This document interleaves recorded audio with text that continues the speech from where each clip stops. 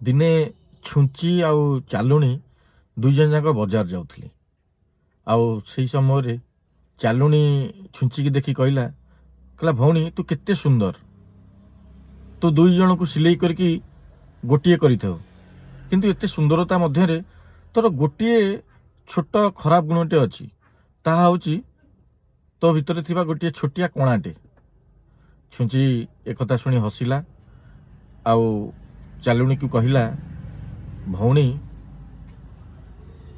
ମୋ ଭିତରେ ଛୋଟିଆ କଣାଟେ ଅଛି, ତୁମେ ସେଇଟା ଦେଖିପାରୁଛ, କିନ୍ତୁ ତୁମ ଭିତରେ ଯେ ହଜାର ହଜାର କଣା ଅଛି ତୁମେ ସେଇଟାକୁ ଦେଖିପାରୁନ। ମୋର ବନ୍ଧୁ, ଏଇଟା ହିଁ ହେଉଛି ଆମ ଦୁନିଆର ରୀତି।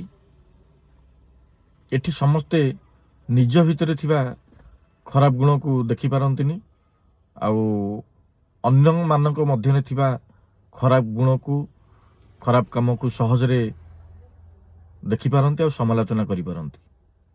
ତ ମୋର ଏଠି କହିବାର ଗୋଟିଏ କଥା ଯେ ଆମେ ଯେତେବେଳେ ବି ଅନ୍ୟକୁ ସମାଲୋଚନା କରୁଛେ, ଅନ୍ୟର ଖରାପ ଗୁଣ ଦେଖୁଛେ ବା ଅନ୍ୟର ଖରାପ କାମ ଦେଖି ଆମେ ଖରାପ ଟିପ୍ପଣୀ ଦେଉଛେ, ତା ପୂର୍ବରୁ ଆମେ ଯଦି ଆମ ଭିତରେ ଥିବା ସେଇ ଖରାପ ଗୁଣ ଆଉ ଖରାପ କାର୍ଯ୍ୟକୁ ଦେଖିପାରନ୍ତେ, ହୁଏତ ଦୁନିଆ ବହୁତ ସୁନ୍ଦର ହୋଇପାରନ୍ତା।